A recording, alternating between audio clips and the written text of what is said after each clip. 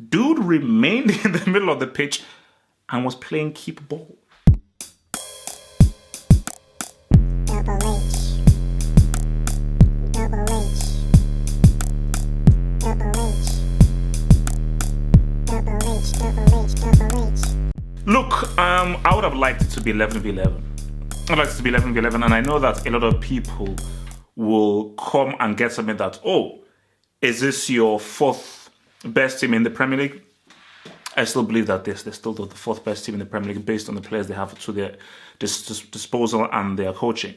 And I feel that 11v11, even if they went a goal down, I still thought it would have been a very interesting game because Wolves were having some very interesting openings.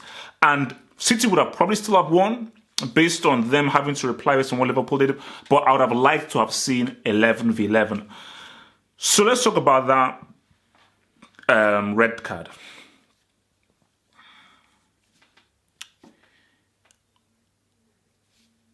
Like, everybody knows what the rule is. So, because again, like, you know, we've all played football before and everything, and we all know that you show studs, you run the risk. You show studs, you run the flipping risk. And the thing about it is, it's in the middle of the pitch. Now, I get it if it's a goal-scoring opportunity, it's near there, you may be the last man, or there's maybe one man behind you or something, and you're trying to do that. See, like, if you're like the last man, and you're saying a goal-scoring thing, hey man, I did what I did to try and score a goal-scoring opportunity. So Bowley, bro, you're in the middle of the pitch. There is no danger there anywhere. Where is Bernardo Silva going to go? So even if you don't make that tackle, what's the point? So the best thing for you to do is just to stand your ground, stand up, and just see what you do. So even if he gets past you, just go back into position and you're cool. It's still 1-0. You still have 11v11. So for me, that was just an ill-advised decision by Bowley. And again, it looked bad. It did look bad. And the whole point of doing these red cards is we don't want to have anybody breaking their legs. There's no point. So the whole point of this one, we don't have to have anybody breaking their freaking legs. So I can't say it's harsh. I can't say it's harsh because what if I'm Bernardo Silva and that's made better connection with my ankle and then I'm out for 7 months? Then what? So the whole point is that players, not just defenders, players have to learn that this is a red and this isn't a red. Or this is a red, this is a yellow, blah, blah, blah, but this is a red. Don't do this because this gives you a red card. You go in two-footed, you go in studs showing, you run the risk of getting a red card. And really, especially if you're the inferior team, you really want 11v11. If you're a man down, your inferior team, it's game over. So, but I just thought that even before that sending off, you just saw how City were up for the game. Their passing game was on point, their movements was on point, and you can see they're now really clicking into the groove that they once had. You know, everything just looked smooth, everything just looked nice, creamy, and sexy. So it was, and I just think, and we have to talk about Jesus, man.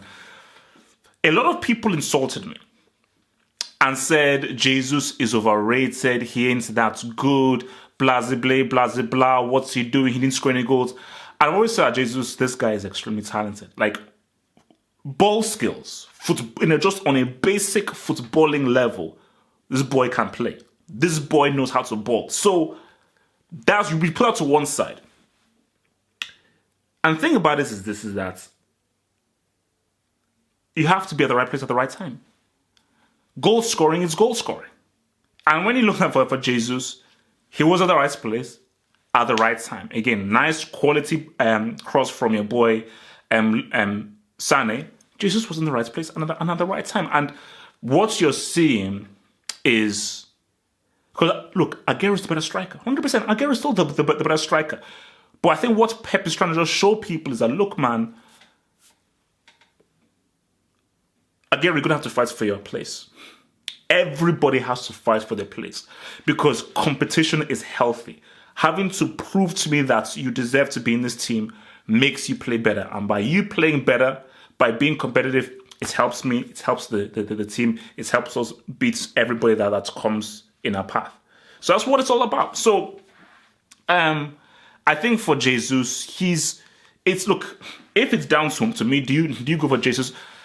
I'd like to go for Jesus, and for me, I think City are good enough to forgo a midfielder and roll with Jesus and Aguero. But for me, I get what Pep's about. I get he's midfield heavy because of the way in which he plays. So if it's between Jesus and Aguero, I'd roll with Aguero.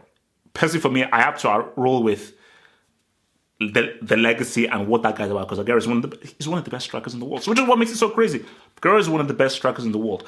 But what I'm thinking is that Jesus' movement, his understanding, and so forth, I think he's far more in line and he connects far better with what City and what Pep is about. Which, you know what, I hold my hands up and say, okay, that's cool. So, De Bruyne, is there an issue? Because again, I was reading that, that he was when he was brought off against, but he went down the tunnel and there may be a bit of beef between him and Pep. But I think what Pep is showing De Bruyne is that we've shown that we can win without you. So if you start sulking, I have no issue leaving you on the bench. And the fact that he didn't start with De Bruyne, which I'm sure De Bruyne was fit, the fact he didn't start with him, said to De Bruyne without saying it that I'm still the sheriff.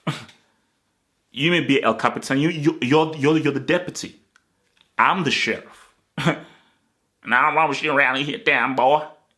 So that's the thing, So for De Bruyne, see, I was of the mindset, maybe I was wrong here, or maybe not, that City needed De Bruyne. De Bruyne is critical for City. But maybe it's actually Fernandinho. I don't think City needed De Bruyne because Sané's football is going on a very high level. You're seeing what Sterling is doing. Jesus is now getting back on form as well. We don't know what Aguero is about. Fernandinho, we don't know what it's about. We don't know what Laporte is about. So that in itself is interesting. That's in itself is interesting. And I think if I'm De Bruyne, man, bro, come on. You're not the star. You're not Messi. Like Messi's, what he says goes. You're not in Neymar. See, Messi and Neymar are critical to their teams. Absolutely critical. Cristiano, he's critical to that team. Yeah. I still think Juve can survive without him, but no. I think Messi and Neymar, they're critical. I think those are two guys where I don't know. We need those guys. They need Cristiano, but not to the same extent as PSG need Neymar or as Barcelona need Messi. Those guys are critical to those guys. For De Bruyne, you're not critical to City. You add a lot when you're there. You're not critical. There are so many other guys who can still be effective and still go out and win. Because look, they were winning without you. So, I think if on De Bruyne, chill. Chill. There's no point in you, because again, if you now act up, he'll bench you. And they could still go ahead and win the league and maybe the Champions League. And if they do, while you being benched, you could find yourself out in the cold. Because Pep is a guy who he never wants to rely on anyone, and he'll never allow anybody to feel bigger than him. And there's a lucky thing that, Messi wasn't that dude that acted up. I want to touch upon Ederson. That's disrespectful.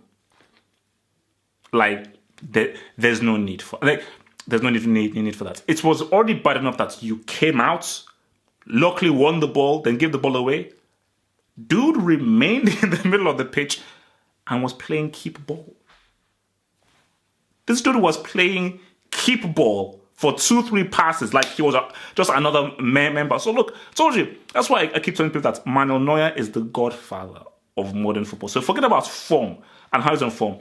Because all of these guys are all the children. They're all the seeds of Manuel Neuer. Because Neuer said to guys that, nah, man, I'm a keeper and we play. I'm the super keeper, taking it to the next level. So everybody, Stegen, Ederson, they're all feeding off what Neuer laid down in the 2014 World Cup, specifically in that Algeria game. So I just thought that was very disrespectful.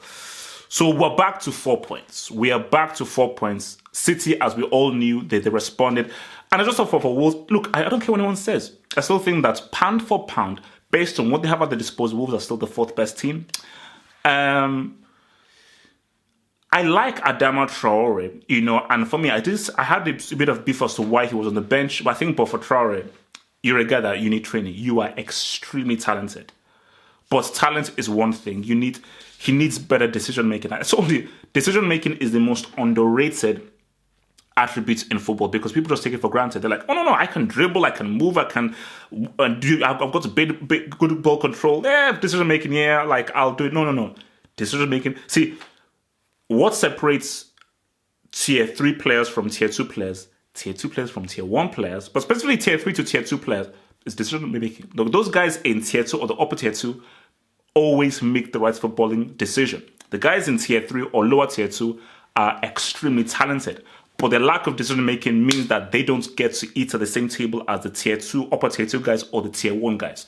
So I think for Traore, you need to improve upon that. But yeah, look, for Wolves, I just saw once they went a man down, they tried their hardest, they had the chance there, but against a team that keeps possession so good as City do, look, it was a wrap. We're back at 4 points now. And I do think that City are definitely in a very confident, boisterous move. They've got the Bruyne back. They're not reliant upon him. So I do think that this puts a lot of pressure back on Liverpool, because I think Liverpool will now be aware that any slip-up whatsoever, City will pounce. Because I do see City going on a long run of games of winning. They could still drop points. Let's just be real. City could still drop points, but I just think that that was a turning point. Like, that's victory.